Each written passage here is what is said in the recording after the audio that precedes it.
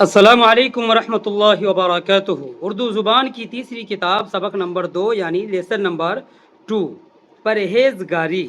یہ عنوان انسانی صحت اور اخلاقی پاکیزگی کی اہمیت کو اجاگر کرتا ہے۔ پرہیزگاری صرف بیماریوں سے بچنا نہیں ہے بلکہ اپنے ظاہر و باطن کو برائیوں اور گناہوں سے پاک رکھنا بھی ہے۔ قرآن پاک میں تقوی یعنی پرہیزگاری کو اللہ تعالیٰ کا قرب حاصل کرنے کا ذریعہ بتایا گیا ہے۔ آج کے مضمون میں جو خاص الفاظ استعمال ہوئے ہیں ان کے معنی پہلے بتا دوں، پھر مضمون میں شروع کروں گا، اور آج کے پیغام کے تعلق سے قرآن پاک کی کون سی آیات ہے وہ بھی آپ کے بیچ رکھوں گا میں۔ دیکھیے، بسم اللہ الرحمن الرحیم، اردو زبان کی تیسری کتاب سبق نمبر 2 یعنی لیسن نمبر 2 پرہیزگاری۔ پہلے الفاظ و معانی دیکھ لیں۔ پہلا لفظ ہے محروم، جس کا معنی ہے حصہ نہ ملنے والا، جیسے کسی کو حصہ تقسیم میں نہیں ملتا ہے وہ محروم رہ جاتا ہے۔ اور احتیاط، جس کا معنی ہے سنبھل کر کام کرنا، سوچ سمجھ کر کرنا۔ شرارت، جس کا معنی ہے برائی، فساد۔ رغبت یہ لفظ ہے جس کا معنی ہے شوق، میلان۔ آخری لفظ ہے اصل، جس کا معنی ہے بنیاد، جڑ۔ مضمون دیکھیں۔ پہلا گراف ہے کہ جب انسان کی صحت میں خلل پڑتا ہے تو وہ تمام لذتوں، خوشیوں اور مفید نعمتوں سے محروم ہو جاتا ہے۔ ان چیزوں کا خیال انسان کو بہت ہوتا ہے، کیوں؟ اس لیے کہ یہ ظاہر سے تعلق رکھتا ہے، کچھ چیزیں باطن سے بھی ہے، وہ چوتھے گراف کے اندر آئے گا، انشاءاللہ ہم وہاں پڑھیں گے۔ دیکھیں پہلے دوسرا گراف، ہم کو نہایت احتیاط کے ساتھ اپنی تندرستی کی حفاظت کرنی چاہیے، کیونکہ یہ حفاظت اس مصیبت سے آسان ہے جو بیماری کے دور کرنے میں بھگتنی پڑتی ہے۔ یعنی جب انسان بیمار پڑتا ہے تو کیا تکلیف ہوتی ہے، اس وقت اس کو احساس ہوتا ہے اور ان کا ہم خیال رکھتے ہیں۔ اسی کی تدبیر تیسرے گراف کے اندر۔ تیسرا گراف، تندرستی کی حفاظت اس طرح ہو سکتی ہے کہ ہم ان باتوں اور ان چیزوں سے بچتے رہیں جو تندرستی میں خلل ڈالنے والی ہے۔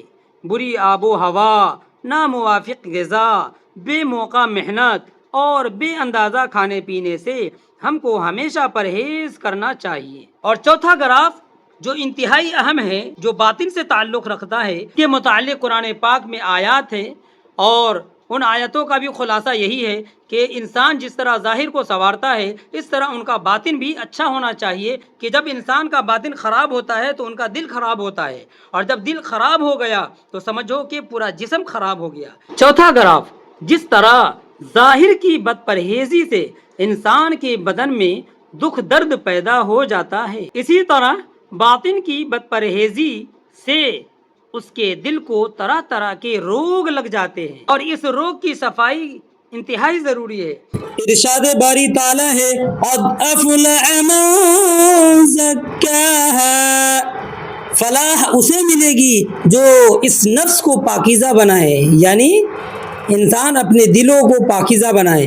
نفس کو پاکیزہ بنانے کا مطلب یہی ہے کہ انسان کے دل میں جو اچھی خواہشات اور اچھے جذبات پیدا ہوتے ہیں انہیں ابھار کر اس پر عمل کرے، اور جو بری خواہشات اور جذبات پیدا ہوتے ہیں انہیں دبائیں۔ اسی طرح مسلسل مشق کرتے رہنے سے نفس پاکیزہ ہو کر وہ نفس مطمئنہ بن جاتا ہے، جس کا ذکر سورۃ الفجر کی آخری آیتوں میں بھی ہے۔ یا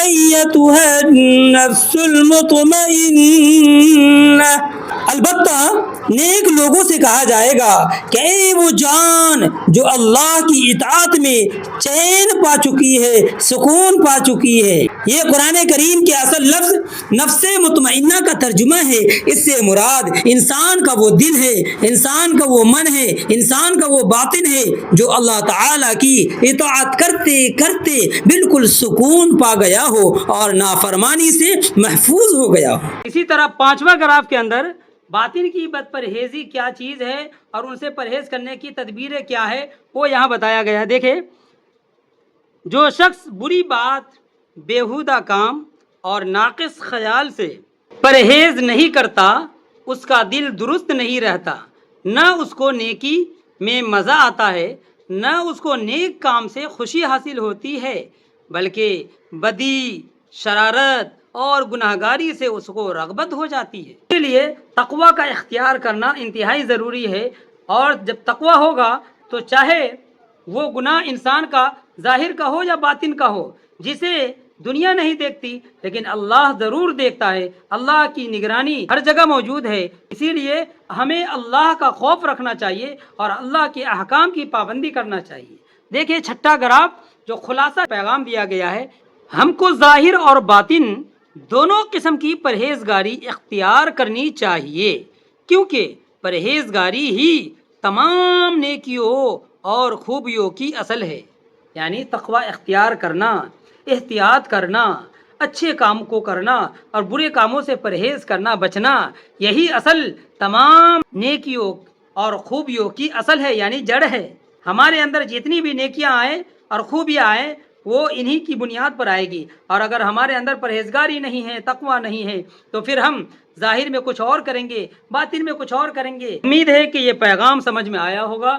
جزاکم اللہ خیر۔ السلام علیکم ورحمۃ اللہ وبرکاتہ۔